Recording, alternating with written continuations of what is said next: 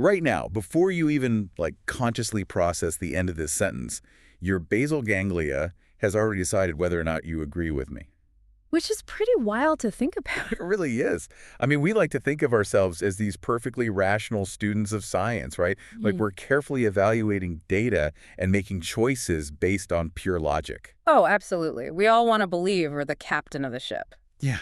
But today, we're going to look at some clinical data that suggests your conscious mind is, well, it's largely just a highly paid PR department. That's a great way to put it. Right. Just spinning these elaborate narratives to cover up the microscopic and often deeply selfish motives of your evolutionary biology. It's a profoundly humbling realization, to be honest. When you start mapping the actual neural architecture of, how we form beliefs, you quickly discover that the conscious you is usually the last one to know what's actually driving your behavior. And that friction between the stories we tell ourselves and the biological machinery running in the dark, that is our mission for today's deep dive. We are talking directly to you. Yes, to you, the student of neuroscience. Exactly. The future cognitive developer, or just the intensely curious mind trying to understand the engine under the hood of human behavior. We're basically going to bridge the gap between cutting-edge neurological research and the everyday social interactions you navigate on campus, at work, and, in your relationships. And to do that, we are drawing from a really fascinating stack of material today. We're anchoring the hard science in a 2024 cognitive neuroscience paper by Angel and Seitz. It's on this concept called credition. Tradition. Yeah, which is the biological brain function of believing. And then to understand the behavioral output of that biology, we're looking at Jing Zhang's critical academic review of Kevin Simler and Robin Hanson's pretty polarizing book, The Elephant in the Brain. Such a good book. Plus, to make sure this doesn't just stay, a dry academic exercise, we are pulling insights from a personal development audiobook that translates these exact concepts into actual lived experience. Which is crucial for application. Totally. By the end of this conversation, you're going to walk away with a metacognitive toolkit. You aren't just going to understand the anatomy of your own beliefs. You're going to learn how to catch your brain in the act of deceiving itself. Which, I should point out, is a feature, not a bug, of human evolution. I mean, the human brain is remarkably, almost terrifyingly good at hiding its own motives from itself. Okay, so let's start building this toolkit by looking at the foundation, this concept of credition. I'll admit, before diving into these sources, I assumed belief was strictly the domain of, philosophy or theology. Right, something abstract. Exactly, it's an abstract concept. But this 2024 paper takes the Latin root credere, to believe, and plants it firmly in empirical biology. Yeah, and historically, that divide was incredibly rigid. The study of beliefs was considered entirely incompatible with the natural sciences. Belief was treated as this top-down cognitive phenomenon. Like it was just software, basically. Exactly. But this paper flips that entire paradigm. The authors argue that credition is a central brain function on the exact same meta-analytic level as cognition or emotion. Wow. Yeah, it is a physical, measurable, biological process. Meaning it's not just a thought cloud floating above our heads. It's a mechanistic process running on wetware. And the researchers present this comprehensive model for how this wetware operates, which they call the feed-forward model. And the feed-forward model is so crucial here because it dictates that the processes of believing occur predominantly outside of our conscious awareness. So let's trace that pathway. Okay, so from early infancy, your brain is bombarded with just a fire hose of external sensory information. Objects, events, social cues, narratives. Constant data. Right. And your brain processes this data in a probabilistic fashion, basically trying to predict what comes next. But it doesn't process it neutrally, right? Like a computer parsing a spreadsheet. This is where the biological hardware gets involved. So the sensory information comes in, hits the thalamus, and gets routed immediately to the amygdala and the limbic system. Yes, the emotional processing centers. And this is key. Before the information even reaches the prefrontal cortex, which is the part of your brain responsible for slow, deliberate, logical thought, the amygdala instantly tags the incoming data with an effective charge. So it's basically slapping a label on it. Exactly. It encodes it as positive or negative, safe or threatening. Your brain assigns a feeling to the information before you even have the conscious capacity to think about it. The researchers call this emotional primacy. The empirical evidence shows that our cognitive processing is literally subordinated to our emotional processing simply because of the speed of neural transmission. The emotional circuitry is just a faster highway. And that speed is vital for survival, right? Hmm. If you see a shape in the grass that looks like a snake, you don't want to spend 3 seconds logically deducing its species. No, you want your amygdala to flood your system with adrenaline so you jump back immediately. Exactly. But where it gets wildly interesting for cognitive development is how this ties into belief. The brain assigns a feeling of truth to an input based on this rapid emotional reaction, driven largely by the basal ganglia. Right. And the paper points out that this is basically a mechanism of reinforcement learning. Yeah, the basal ganglia is an absolute powerhouse when it comes to subconscious computation. Mhm. It is constantly running these effort-reward Right, valuations. constantly running the math in the background. Exactly.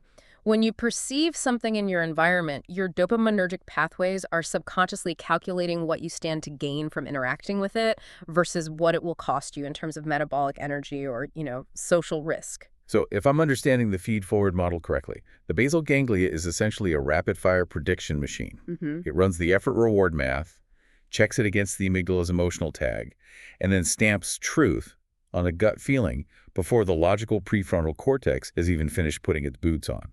That is an excellent way to visualize the mechanism. You trust your perceptions, you consider them subjectively true because your underlying neural architecture has already completed this massive hidden calculation and just, handed your conscious mind the final receipt. Here's your belief, ready to go. Exactly. But because credition is a physical biological process, it means it can be physically broken. Right. And the paper offers a clinical example of this that honestly completely changed how I view rationality. It's the phenomenon of spatial delusions in stroke patients. Oh, yeah. In clinical neurology, this is a profound data point. The researchers discuss patients who suffer from hemiparesis. Which is like a weakness or paralysis on one side of the body, right? Yes, often following a stroke in the parietal lobe or related networks. And what's wild is that some of these patients develop localized spatial delusions, specifically regarding their paralyzed limb. And a delusion is, by definition, a fixed false belief. Yes. But to understand how it happens, we have to look at the sensoromotor feedback loops.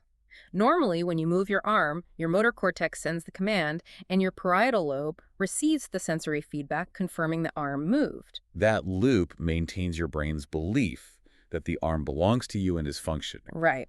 But the stroke severs that feedback loop. The hardware is damaged. So the prediction engine of the brain is sending a signal but receiving contradictory data, or just no data at all. Exactly. And to resolve this massive cognitive dissonance, the brain doesn't just logically accept, oh, I must have had a stroke. The deficit literally alters the physical pathways of belief formation. Wow. The brain updates its model of reality to conclude something bizarre, like the arm belongs to someone else or it's located in a different room.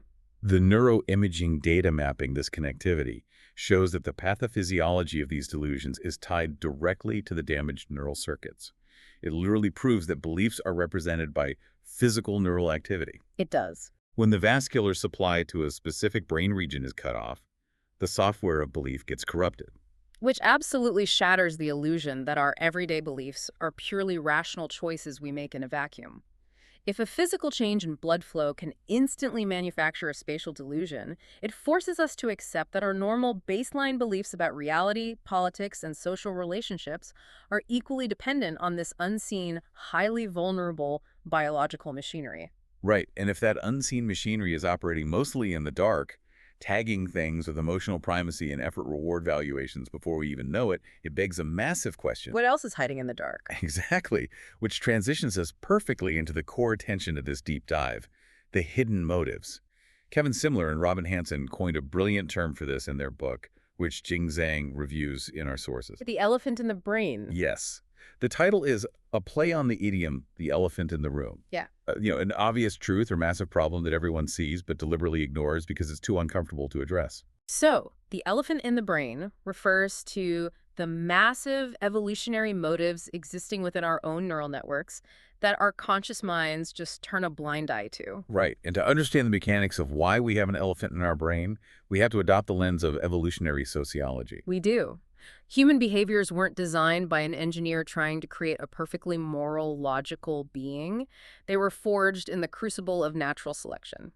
And in evolution, competition is the primary driver. But the book makes a crucial distinction here. It's not just humans competing against lions or harsh winters. Yeah. It's intra-species competition. Exactly. The three main arenas for our ancestors were sex, social status, and politics. We are primates. We have deep-seated, incredibly powerful biological drives to compete and win in our social hierarchies because historically, winning meant securing resources and passing on your genes. And the central thesis of the book is that we have a multitude of motives behind almost every action, but our conscious minds selectively focus on and exaggerate the good pro-social motives while violently repressing the ugly, selfish, competitive ones. The review illustrates this beautifully by looking at animal behavior, specifically primate social grooming. Like, if you observe a group of macaques or baboons, they spend hours picking through each other's fur. And the surface-level conscious explanation, if a baboon could talk, would be hygiene. I'm cleaning my friend. We are removing parasites. But the evolutionary math doesn't actually add up. The researchers point out that primates spend vastly more time grooming each other than is statistically necessary to meet basic health requirements. Way more. It's a massive expenditure of metabolic energy and time that could be spent foraging. So evolutionary biologists look for the hidden motive. And they find that social grooming is actually the currency of primate politics. It builds trust. It forms alliances. The time spent grooming is a quantifiable metric of loyalty that the primate can cash in later when a dispute arises over a mate or a food source. It's the original campaign trail. They are literally lobbying for political capital. It goes even further into a biological concept known as competitive altruism.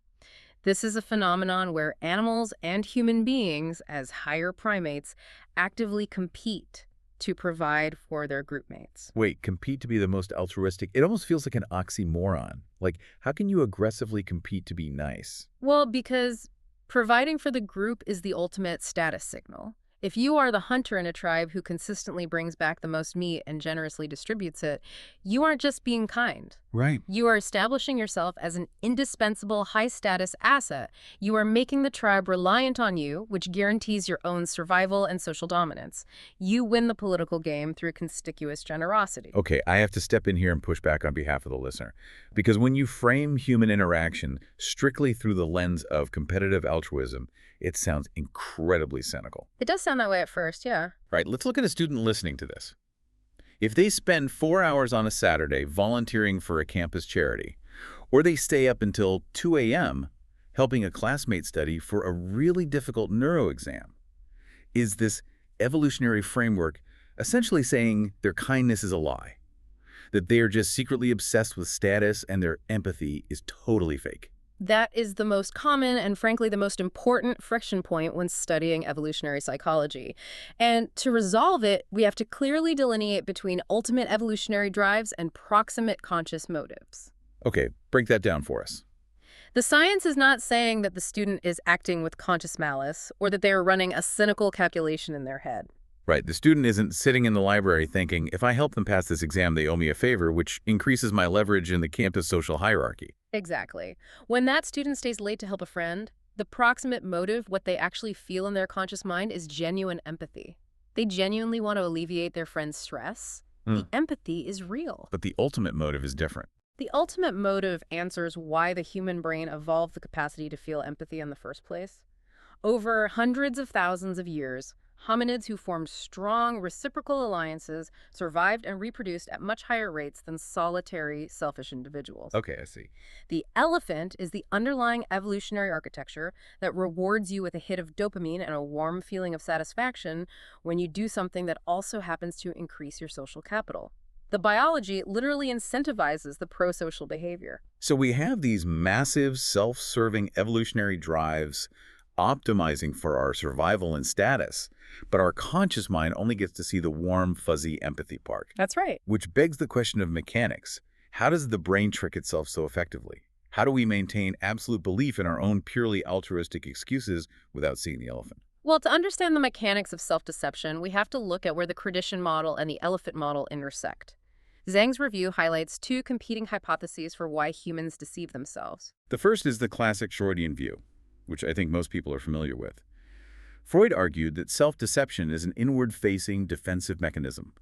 We build psychological walls to protect our fragile egos from harsh, traumatic truths that would otherwise cause us paralyzing anxiety. But Simler and Hanson reject that as the primary driver. They lean heavily into the second hypothesis, which is that self-deception is an outward-facing, manipulative, and ultimately self-serving mechanism. Outward-facing, meaning the primary purpose of lying to myself is so that I can be a better liar to you. Precisely. Let's look at the neurobiology of lying for a second. When you tell a conscious, deliberate lie to someone, the cognitive load on your prefrontal cortex spikes massively. Because it takes a lot of work. Huge amounts of work. You have to invent a false narrative, suppress the truth, monitor the listener's reactions, and make sure your story remains internally consistent. Which is exactly why polygraph tests exist. They measure the physiological leakage of that cognitive load, the microexpressions, the slight increase in heart rate, the galvanic skin response. Exactly. And the human brain evolved to be incredibly adept at detecting those subtle cues of deception in others, because trusting a cheater was deadly for our ancestors. So if you get caught lying, you get ousted from the tribe. Right. So if you are trying to convince your peers that you are a selfless cooperator who deserves a share of the resources, the absolute best way to sell that narrative and bypass their deception detectors is to genuinely believe the lie yourself. Wow. If you don't know you're lying, there is no cognitive load. There is no physiological leakage. It is a brilliant evolutionary hack. By tucking the selfish motive, the elephant out of the conscious mind's reach, you can look your peers in the eye and declare your pure intentions with absolute, unfeigned sincerity. We strategically ignore our basal ganglia's effort-reward calculations and manufacture what the authors call counterfeit reasons for our actions. Counterfeit reasons, yes. And the personal development audiobook we reviewed goes into profound detail about how this actually feels in practice. The narrator talks about how we weave these intricate tales to retroactively make sense of our actions, usually painting ourselves as the noble hero or the innocent victim, depending on which narrative yields the most social sympathy. And this brings in a psychological phenomenon called hindsight bias. The audiobook describes this moment of stark realization where the narrator noticed their memories of past decisions were completely distorted. How so? Well, when we look back at a choice we made in the heat of the moment, hindsight bias makes us believe that our decisions were far more logical, calculated, and principled than they actually were. The narrator described it like a fog lifting. You look back at a relationship ending or a career pivot, and suddenly you see the road you traveled with perfect clinical clarity. But you conveniently forget the sheer panic, the uncertainty, and the purely emotional amygdala-driven instinct that actually forced your hand in the moment. And if we map that experience back onto the neuroscience of tradition, the mechanism is flawless. Remember the feed-forward model we talked about? Your sensory input hit the amygdala, the basal ganglia ran a rapid, unconscious effort-reward calculation, and you took action. Right. But later, when a friend asks you why you did it or when you journal about it, your conscious mind is put on the spot. Because the prefrontal cortex doesn't actually have access to the raw data of the basal ganglia's calculation, right? It's basically locked out of the server room. Exactly. It doesn't know the precise dopaminergic equations that led to the choice. So, to avoid looking irrational or unpredictable to your social group, your prefrontal cortex acts like a PR department. It spins it. Yes, it engages in a cognitive feedback loop, constructing a plausible, socially acceptable narrative after the fact. So the tradition process creates the gut-level action, and then the conscious PR department spins the counterfeit reason.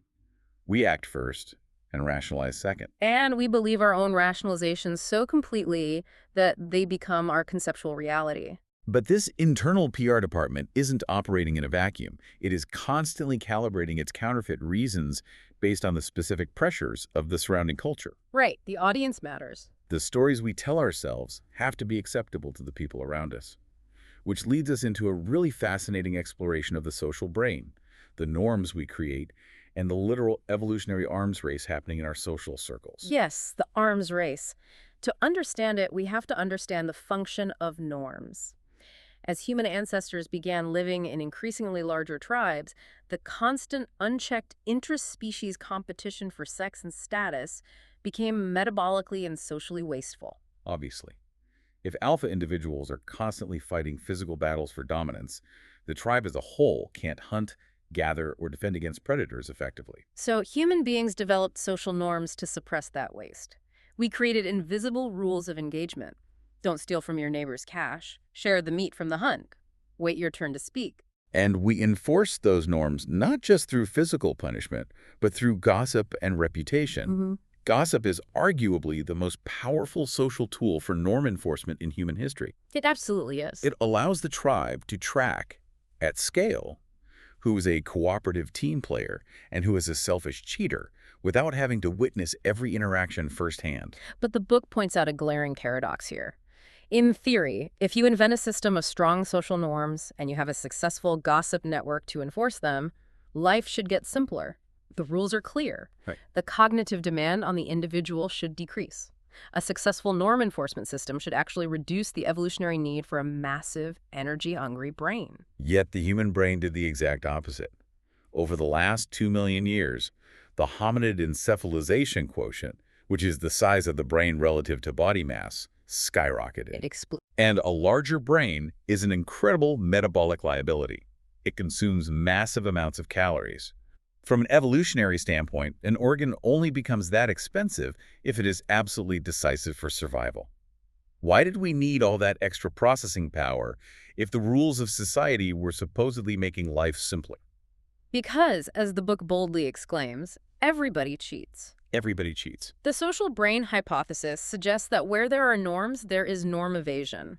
The existence of rules didn't stop competition, it just drove it underground. It created a cognitive arms race between norm enforcers, the collective tribe trying to catch cheaters, and norm evaders. Which are individuals trying to reap the selfish benefits of the elephant in their brain without suffering the reputational damage of getting caught. Right. The enforcers had to get smarter to detect subtle deception, which forced the evaders to get even smarter to hide their tracks. It's a cognitive Cold War that literally expanded the size of our prefrontal cortex. And the sources draw a brilliant distinction between the cognitive maps required for different types of cheating. Take the example of a student cheating on a test. Okay, right. If you cheat on a neuro exam, that is a highly localized norm evasion scenario. You have a specific rule and a specific enforcer, the professor or the proctor. Your cognitive map only has to track the sightlines and attention of that one individual. Now compare that localized evasion to a scenario like drinking alcohol in a public park where it's strictly prohibited. Oh, yeah. That requires a vastly more complex calculation. You aren't just evading a single proctor. You have to calculate how many strangers are around, determine if any of them look like off-duty law enforcement, gauge the general public consensus on the rule to see if a bystander is likely to report you, and maintain a facade of casual sobriety. The sheer processing power required to map that social environment is staggering.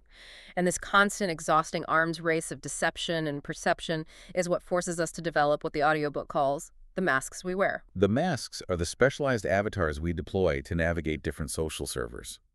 The audiobook narrator vividly describes the ritual of standing in front of a mirror before a social event, adjusting their smile, modulating their tone of voice, and preparing a specific psychological facade before stepping into a room full of strangers. I loved the massively multiplayer online game analogy for this. It's so good. Our brains are constantly updating our avatars based on the specific server rules and who happens to be logged in at the same time.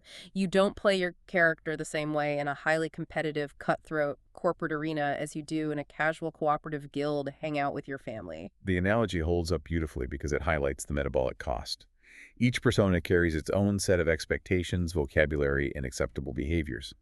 Managing these multiple avatars, keeping the lore straight, and ensuring the wrong mask doesn't slip in the wrong server consumes a massive amount of that brain energy. It really does. But with all these external pressures forcing us to swap masks, while our internal PR department is constantly spinning counterfeit reasons to hide our basal ganglia's selfish math, it generates an intense neurological friction. A huge amount of friction. We are constantly pulled between the immediate instincts we feel and the logical, acceptable behaviors we know we're supposed to exhibit.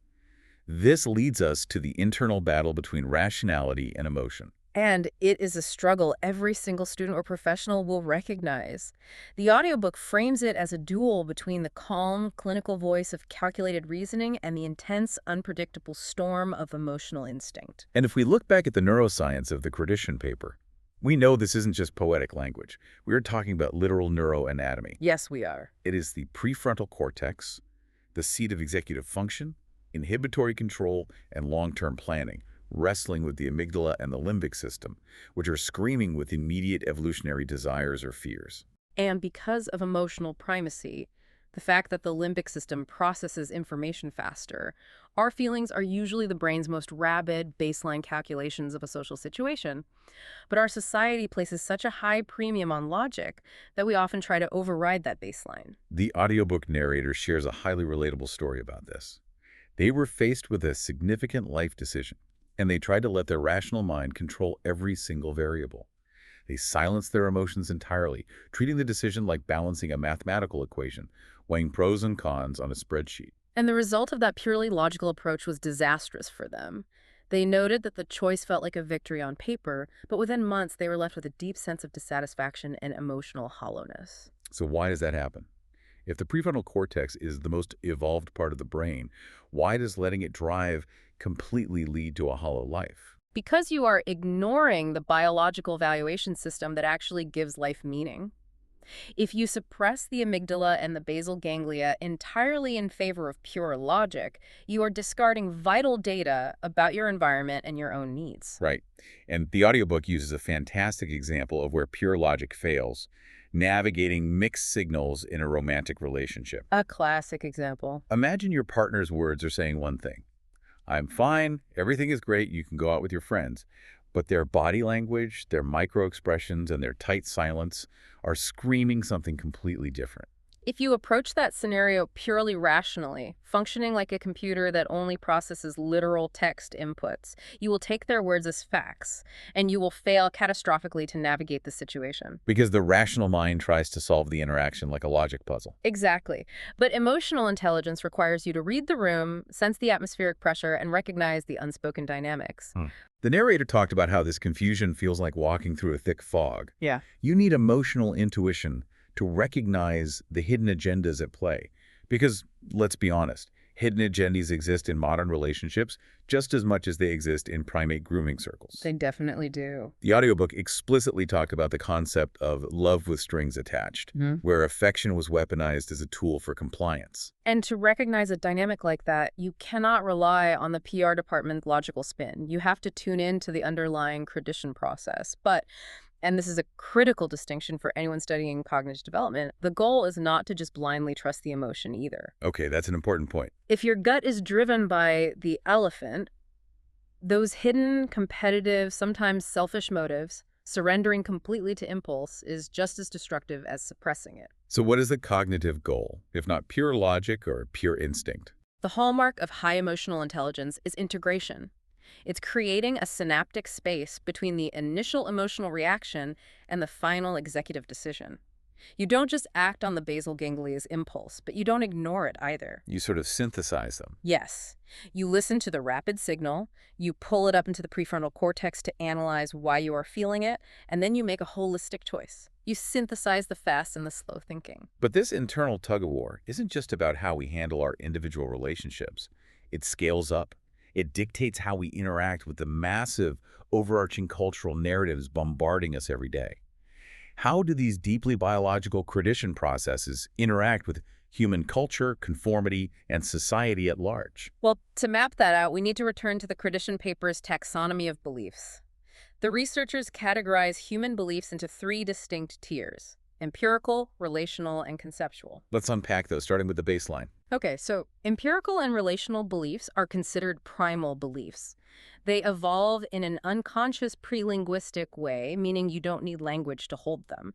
Empirical beliefs are about the absolute properties of objects in your environment. Like fire is hot, rocks are hard, water is wet. Exactly. And relational beliefs, those govern events, spatial realities, and immediate cause and effect. If I drop this rock, it will fall. So these 2 primal categories mediate your spontaneous, intuitive actions to keep you physically safe. Right. But those primal beliefs don't explain why someone decides to go to medical school or aligns with a specific political party. That brings us to the 3rd category, which feels like where the entirety of human civilization lives. Right. Conceptual beliefs. Yes. Conceptual beliefs are language-based narratives. They require syntax and complex thought. Conceptual beliefs encompass our autobiography, our cultural norms, our political ideologies, and our religious frameworks. They form the basis for our long-term goals and are the absolute foundation of social cohesion. But the sources highlight that while conceptual beliefs bind us together, they also create a heavy, sometimes suffocating burden of expectation. The audiobook narrator dives deep into what they call the illusion of independence. I love that concept. In Western culture especially, we walk around believing we are these autonomous mavericks, charting our own course, completely free to make our own independent choices. When in reality, from a neurobiological perspective, our conceptual beliefs are heavily constructed by group dynamics, the deeply ingrained desire for external validation, and the cultural frameworks we inherited. The narrator astutely points out how family traditions and community norms act as invisible threads, subtly but forcibly pulling at our decisions. They gave a really powerful example of feeling the immense pressure to adhere to the cultural norm of pursuing a well-established, highly respected career, like medicine or law, instead of chasing a genuine passion for writing. Yeah, the cultural norm wasn't just a suggestion, it felt like a heavy blanket stifling their authenticity. The PR department was telling them, you want to be a lawyer because you value justice, while the basal ganglia was just terrified of losing the tribe's approval. And when we try to navigate all these overlapping, sometimes contradictory conceptual beliefs and cultural choices, we frequently run headfirst into a phenomenon known as the paradox of choice. The grocery store cereal aisle example. When I read this in the material, I felt it in my soul. Everyone has experienced that. You stand there in aisle 4, looking at 80 different options. Organic, gluten-free, high protein, heart healthy, locally sourced, cheap, sugary. And instead of feeling liberated and empowered by the sheer abundance of capitalism, you just feel decision fatigue and low-level anxiety. Let's look at why that happens biologically. Your basal ganglia is trying to run its rapid effort-reward valuation on 50 different variables simultaneously. It's overloading. Exactly. At the exact same time, your prefrontal cortex is trying to factor in your conceptual beliefs. If I buy the sugary one, does that mean I'm undisciplined? If I buy the expensive organic one, am I signaling high status, or am I being financially irresponsible? So the cognitive load basically short-circuits the system. You end up paralyzed because the brain wasn't evolved to process that many simultaneous competing conceptual narratives. But I want to pivot the conversation slightly here, because we've spent a lot of time talking about the selfish elephant hiding in our brain and how our choices are driven by status, masking, and evolutionary survival. Right. It can sound incredibly deterministic, but the sources actually offer a massive glimmer of hope. Jing Zhang's review points out a major, scientifically backed critique of Simler and Hanson's purely selfish theory. Yes, the reviewer brings in external empirical research to complicate the narrative. Specifically, Zhang cites a landmark 2008 study by Dunn, Aknin, and Norton regarding prosocial spending. Zhang highlights that the research shows spending money on others actually promotes subjective happiness significantly more than spending that same amount of money on yourself. And here's the crucial variable that disrupts the elephant theory. This spike in happiness occurs regardless of how much money is spent, and most importantly, it occurs regardless of whether a third party knows about the donation or not. That last part is the kill shot to the purely cynical, status-obsessed theory of human behavior. Because if you give money anonymously, if absolutely no one knows you did it, you cannot possibly be gaining social status. Right, there is no reputational gain. You aren't earning political currency or demonstrating competitive altruism to the tribe, yet the brain still floods your system with a dopamine hit of happiness. As Zhang pointedly writes in the review, hidden selfish motives cannot satisfactorily explain such human behavior. So what does that mean for our neurobiology? It suggests that while the harsh evolutionary drive for status and survival initially shaped the foundation of our brains, the resulting neural architecture is complex enough to have developed emergent properties. Like genuine goodness. Yes. We have evolved the capacity for genuine non-transactional altruism. Our credation processes can value the well-being of others intrinsically for its own sake, not just instrumentally as a tool for our own advancement. But this synthesis leaves me with a massive existential question. If our conceptual beliefs are largely inherited language narratives from our culture, and our hidden motives are driven by ancient evolutionary programming, and our conscious mind is mostly a PR department spinning counterfeit reasons, I see where you're going with this. is there even such a thing as an authentic self? Or are we just incredibly complex meat robots running social algorithms? That question is the perfect pivot to our final focus, cognitive development and unmasking the elephant. Because the ultimate goal of understanding the neuroscience of belief and the evolutionary history of our hidden motives is not nihilism. The point is not to justify selfishness or to conclude that authenticity is an unattainable myth. As the reviewer points out, the true value of confronting the elephant is using that acknowledgement to behave better, to live intentionally. So how do we actually do that?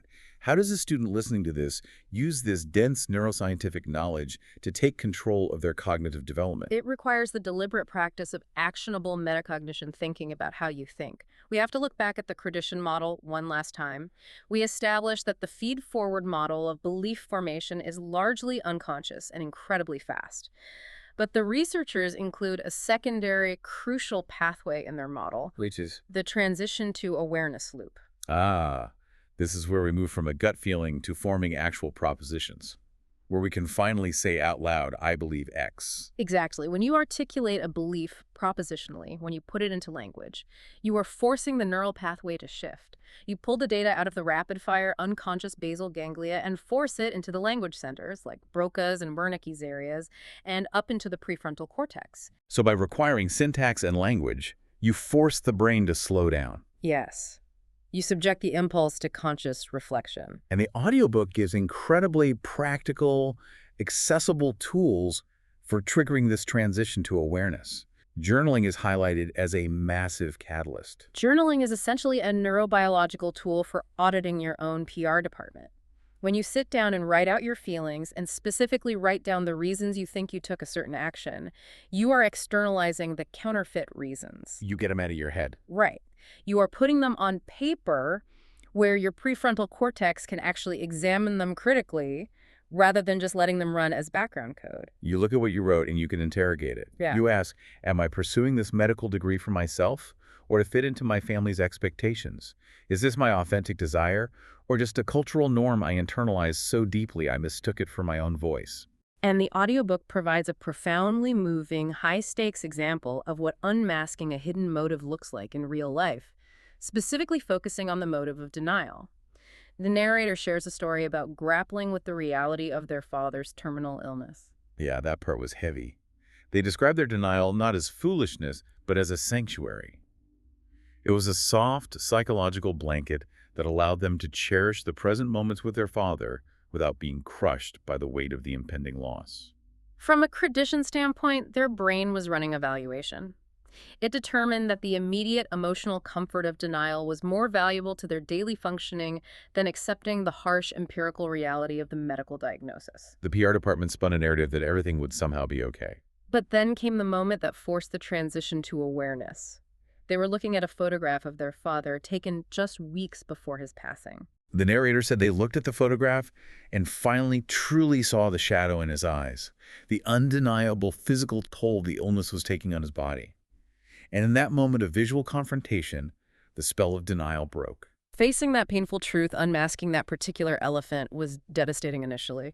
The narrator describes an avalanche of grief and guilt rushing in, but confronting the reality, overriding the brain's protective but deceptive mechanism, was ultimately what allowed for real healing to begin. It allowed them to honor their father's memory authentically, to process the grief, rather than hiding behind a psychological shield indefinitely. It speaks to the incredible power of vulnerability.